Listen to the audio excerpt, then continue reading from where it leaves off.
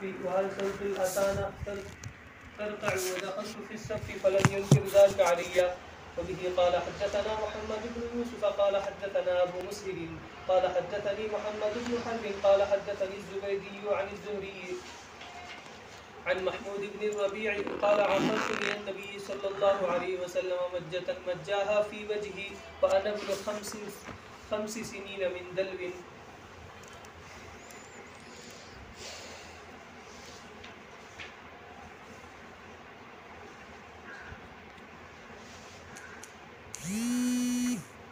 ये 18वें नंबर का बाब है। इमाम बुखारी रहमतुल्लाहि अलैह ने इस बाब को कायम किया।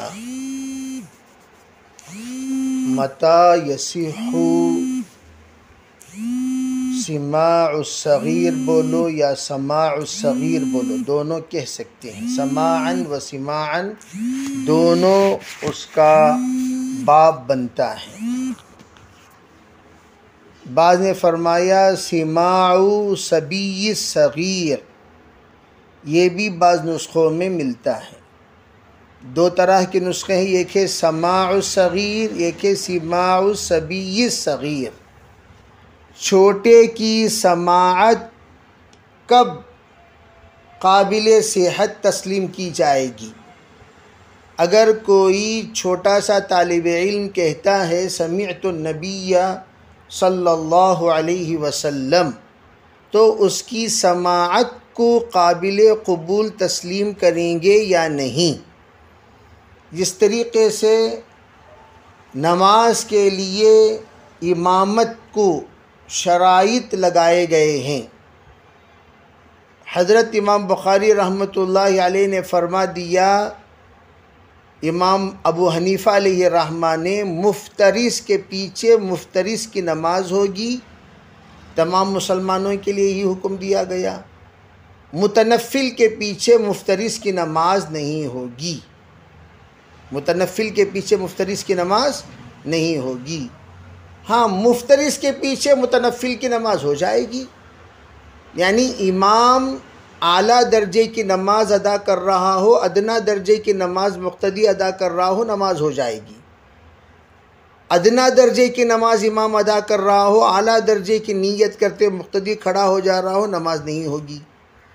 तो अब इस पर इमाम साहब रहमतुल्लाह अलैह ने फरमाया, नाबालिग की जो नमाज होती है वो नफिल होती है, वो फ़र्ज़ नहीं होती, इसलिए कि उस पर नमाज के अहकाम का अभी तक तवज्जो ही नहीं हुआ, हुक्म मुतवज्जह ही नहीं हुआ। जब नहीं हुआ तो वो मुकल्लफ़ नहीं हुआ, जब मुकल्लफ़ नहीं हुआ तो वो जो नमाज अदा करेगा वो नफिल समझा जाएगा, फ़र्ज़ का दर्जे का नहीं समझा जाएगा। तो इसलिए इमाम साहब रहमतुल्लाह अलैह ने फरमा दिया, जब अहकाम तहारत भी उसकी तरफ मुतवज्जह नहीं हैं और अहकाम शरा भी उसकी तरफ मुतवज्जह नहीं होंगी, इसलिए कि वो नाबालिग है, गैर मुकल्लफ़ है। इसी तरीक़े से क्या इल्म में भी इस बात का एतबार किया जाएगा कि छोटा बच्चा है, ये गैर मुकल्लफ़ है, तो इसलिए इसके राय का भी एतबार नहीं होगा, इसकी समाअत का भी एतबार नहीं होगा? क्या ऐसी बात है? तो फरमाते हैं नहीं, ऐसी बात नहीं। ज़माने के एतबार से मकाम व मर्तबे को मद्देनज़र रख कर फ़ैसला किया जाएगा। एक बंदा है जो माहौल तदरीस में रहता है, माहौल इल्म के माहौल में रहता है, तरबियत के माहौल में रहता है, तसनीफ़ के माहौल में रहता है, सुबह शाम उसका उठना बैठना ही इल्मी माहौल में है, तो इल्मी एतबार से उसकी राय का एतबार होगा। और ये कहे उस माहौल में है ही नहीं, किसी और माहौल में है, लेकिन उसकी बात का कोई एतबार नहीं होगा, इसलिए कि वो जिस माहौल में रहता है उसमें उस बात का तसव्वुर नहीं किया जा सकता जो वो कह रहा है।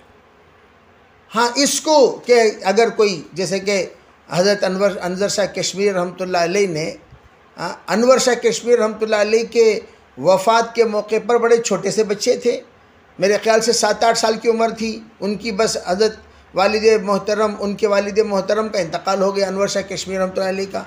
लेकिन वो कई बार दर्स में ये कहते थे कि मैंने मेरे अब्बू से ये कहते हुए सुना, जबकि वो यूँ समझिए कि 7-8 साल के हैं। माहौल इल्मी माहौल है, घराना इल्मी घराना है, लेकिन कुछ बातें, कुछ नसीहतें, कुछ अब्बू की ऐसी वजाहतें उनके जहन में रह गई जो वो बयान करते थे, ऐसा करते थे, ऐसा करते थे।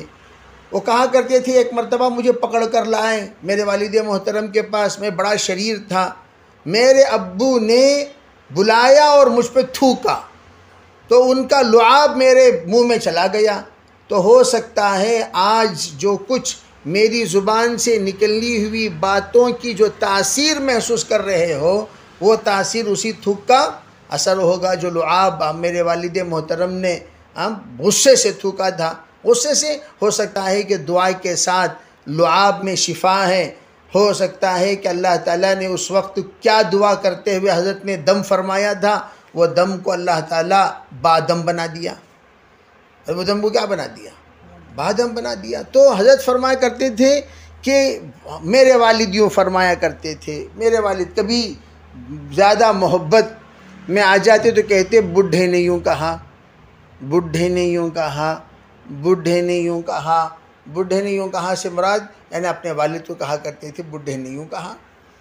तो शाह साहब रहमतुल्लाह अलैह के मिसल तो भाई बर्रे सग़ीर में कोई मुहद्दिस तो था नहीं, तो उस एतबार से शाह साहब के अक़वाल जो चला करते थे, उन अक़वाल की कुछ मलफूज़ात, कुछ तराशे उनके दिमागों में महफूज थे। खैर बहरहाल इसको सहाबा का जो ज़माना गुज़रा है वो ज़माना ख़ुद तालीम व ताल्लुम का ज़माना, सीखने सिखाने का ज़माना, तवज्जुहात का ज़माना, और वो ज़माना ख़ुद इफ़हाम व तफ़हीम का ज़माना। तो उस ज़माने में सहाबा में कोई छोटे से उम्र वाले नक़ल करते हैं, जैसे कि हज़रत अबू हुरैरा रज़ियल्लाहु ताला अन्हु इस्लाम कबूल किए सरकार की वफ़ात से 4 साल कबल। उस वक्त में हज़रत हुसैन रज़ियल्लाहु ताला अन्हु और हज़रत हसन रज़ियल्लाहु ताला अन्हु ये दोनों खेल रहे थे मस्जिद में, तो सदक़े का खजूर उठाकर मुँह में डाल लिया। उस वक्त में ज़्यादा 3-4 साल की उम्र है, तो उस वक्त हज़रत नबी अलैहिस्सलातु वस्सलाम उंगली डालकर उस खजूर को बाहर निकालते हुए इरशाद फरमाया, बेटा हम आले रसूल यानी जिसे कहते हैं कि सादात, हमारे आल के लिए ये मुनासिब नहीं है कि हम सदक़ा खाएं। छोटे से बच्चों को आपने समझा रहे हैं। तो हज़रत अबू हुरैरा रज़ियल्लाहु ताला अन्हु ने फरमाया कि हज़रत ये कमसिन बच्चे को आप समझा रहे हैं, भाई ये कमसिन तो है, ज़ुबान हाल से फरमाने लगे कि कल पता चलेगा कि ये कमसिन को ये बातें याद रहीं कि नहीं रहीं। चुनाचे सदक़े के खजूर सादात नहीं खा सकते, ये बात हज़रत हुसैन की उस उम्र की सुनी हुई नकल की जाती है। हज़रत अबू हुरैरा भी सुने, लेकिन हज़रत हुसैन रज़ियल्लाहु ताला अन्हु से उस उम्र, गोया वो उम्र तालीम व ताल्लुम की, तभी तो फरमाया बेउतलुबुल इल्म मिनल महद, आपने फरमाया चे जाए। इस रिवायत को मौजू करार दिया गया। बाज़ लोगों ने यूँ कहा, बाज़ लोगों ने कि ये आकर मफ़हूम हदीस है ना कि असल हदीस वगैरह, जो भी कलाम हो, लेकिन बचपन ही से सीखने की जो सीखने का जो हुक्म दिया गया, तरगीब दी गई, तो इससे क्या पता चला कि बचपन में सीखी हुई बातों का एतबार होता है बशर्ते के सही सीखे हों। और तो वो मलफूज अन्नक्श फिस्सिगर कन्नक्श फिल हजर, ये भी बताया जाता है कि बचपन में जो बातें सिखाई जाती हैं वो नक्श फिल हजर की तरह बैठ जाती हैं। तो ये माहौल की बात होगी कि अगर बचपन में कोई बात कही जाए तो उसका एतबार किया जाएगा। उसमें फ़ुक़हा ने एक बात लिखी, वो ये लिखे, देखो ये देखा जाएगा कि ये जो बात कही जा रही है ये फ़ज़ाइल से ताल्लुक़ रखती है या मसाइल से। फरमाया मसाइल से है तो एहतियात करेंगे, फ़ज़ाइल से तो कबूल कर लेंगे, कोई बात नहीं। मसाइल से है तो एहतियात करेंगे, फ़ज़ाइल से है तो कबूल कर लेंगे, कोई बात नहीं। और मसाइल से है तो हम ये देखेंगे इनके तताबो है कि नहीं है, यानी कोई और रिवायत इस तरह की नकल की गई कि नहीं है। हाँ, अगर कोई बड़े आदमी नकल कर रहे हैं तो उस मसाइल के एतबार से ये हदीस को भी शामिल कर लिया जाएगा, तायीद के तौर पर, असल के तौर पर नहीं। तो इस तरह की कुछ वजाहत फ़ुक़हा ने फरमाई। तो हज़रत ने इसीलिए बाब कायम किया, मता यसीहु समाउ सगीर। रिवायत नकल फरमाई कि अब्दुल्ला इब्न अब्बास रज़ी अल्लाह ताला अन्हु कहते हैं कि मैं सवार था, गधे पर सवार होकर आगे बढ़ रहा था। वो गधा खुदा हिमारिन अतानिन, ये खच्चर की शक्ल का गधा, और मैं उस वक्त में नाहस्तुल एहतलाम, यानी मैं 13-14 साल का था, यानी करीब मुराहिक था, करीबुल बुलूग था। और आप अलैहिस्सलातु वस्सलाम मिना में नमाज पढ़ रहे थे, इला गैर जिदारिन, बग़ैर सुतरे के आप मिना के मैदान में नमाज पढ़ रहे थे। तो मैं आप पर से गुज़रा, यानी खेलते खेलते गधे पर सवार होकर गुज़र गया। तो बाज़ी सफ़, यानी जो आप अलैहिस्सलाम नमाज़ पढ़ा रहे हैं, पीछे मुसल्ली नमाज़ पढ़ रहे हैं, बाज़ सफ़ मैंने अंदर दाखिल हो गया गधे पर सवार होकर, ये मुझे याद है। और मैंने गधे को छोड़ दिया और छोड़कर तरताऊ, ताकि वो जाकर चरे, इसलिए मैंने गधे को छोड़ दिया और मैं आकर सफ़ में दाखिल हो गया। फरमाते हैं फ़लम युनकिर ज़ालिका अलैया, तो मेरा वो गुज़रना, फिर गधे को छोड़ देना, फिर आकर सफ़ में दाखिल हो जाना, इस पर सरकार ने नकीर नहीं फरमाई। अब देखिए, यहाँ समात तो साबित नहीं है, लेकिन सुकूत साबित है। नकीर नहीं फरमाई कि मैं समात तो गोया कि हदीस में वो अहादीस जिसका ताल्लुक़ समाज से है, वो अहादीस जिसका ताल्लुक़ सुकूत रसूल से है, जिसको तकरीरात कहा जाता है, उस तकरीरात में से एक तकरीर को नकल फरमा रहे हैं।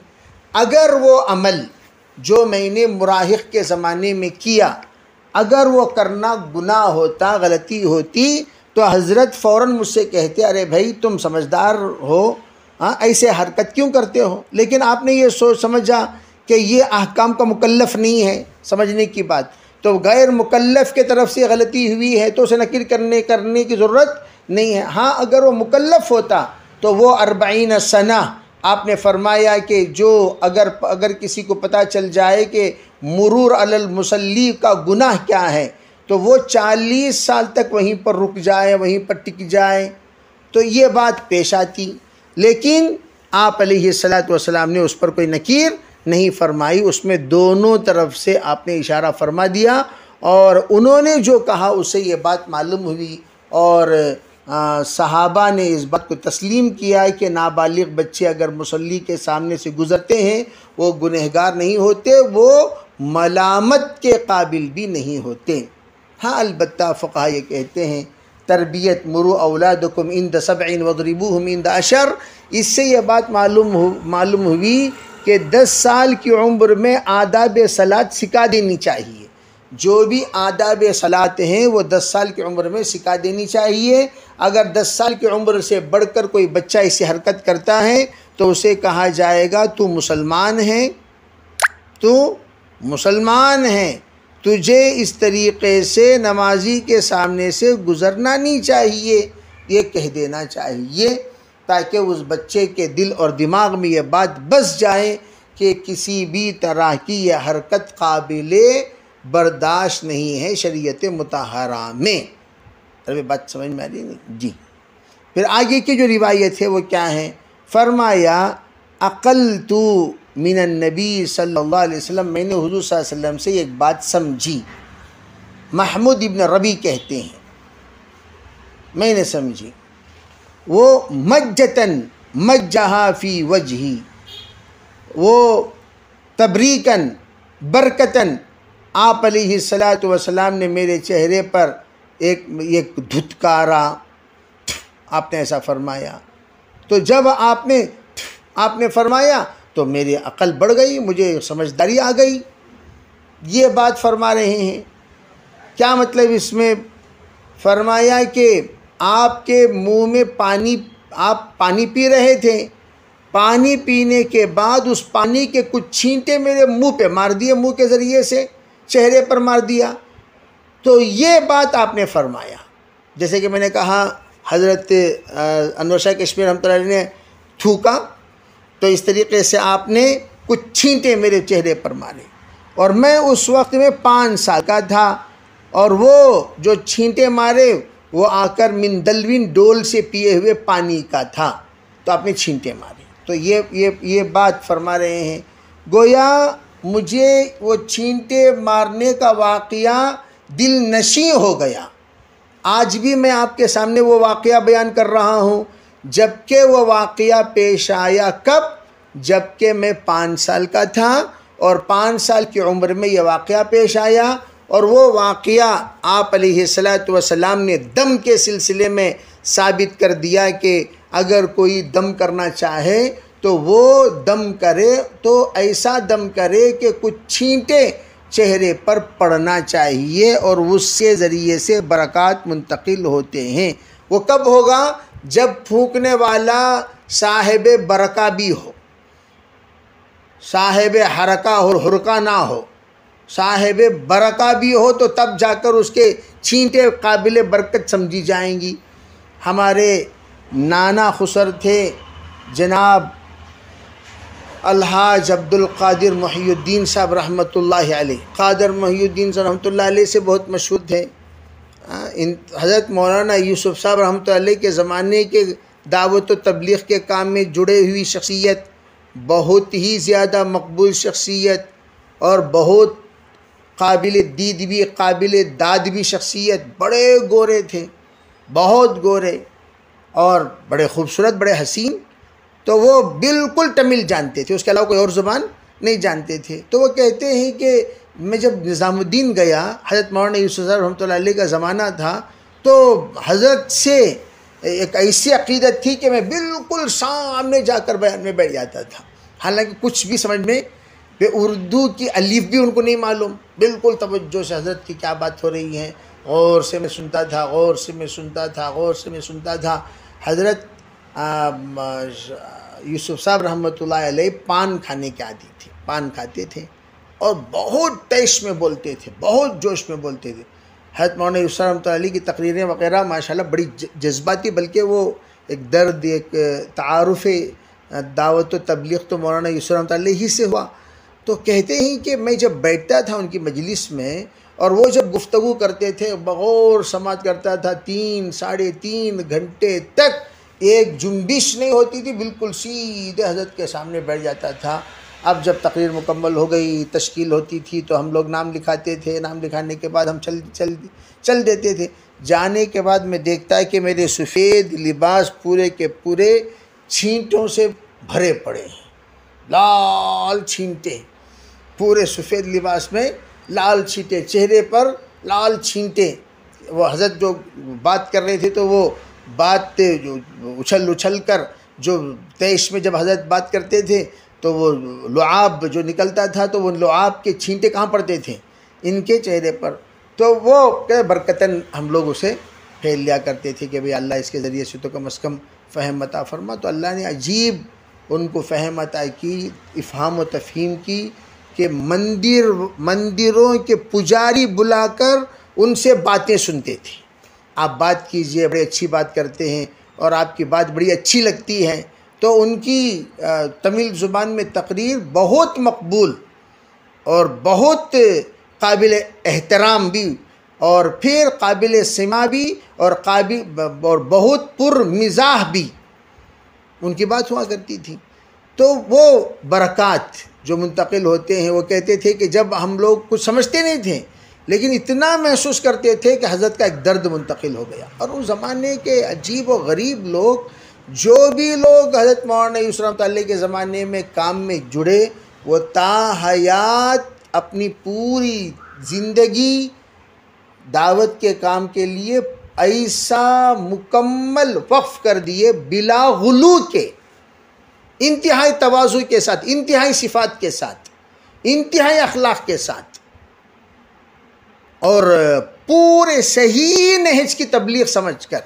ऐसा नहीं कि जैसे कि बाज़ लोग होते हैं कि जिनके सर और पैर में कोई ताल्लुक़ ही नहीं रहता, पूछी आसमान की तो कहीं ज़मीन की, कहीं पूछी ज़मीन की तो कहीं आसमान की, कोई ताल्लुक़ नहीं रहता चाहे निस्बत ख़ाकरा व आलम पाकरा। लेकिन वो जो सही बात बड़ों से उन्होंने सीखी वही बात लाकर चलाया करते थे इकराम और एहतराम के साथ। और वो ज़माना बड़ा मुजाहदा का ज़माना था, वो कोई इकराम का ज़माना नहीं था, वो ज़माना डंडे खाने का ज़माना था। जैसा कहा जाता है अब तुम अंडे खाने का ज़माना, जुमेरात अंडे खाते नहीं खाते। अरबी जुमेरात को जो जमातों में अंडे भेजे जाते हैं वो अंडे खाने का ज़माना है। और वो ज़माना कौन सा था? डंडे खाने का ज़माना था। बहरहाल ये बात में लुआब के ज़रिए से ये बात मालूम होती है कि ये तबरीक की चीज़ है जो हज़रत सहाबा इकराम उसको बरकतन महसूस करते थे और लिया करते थे। जी।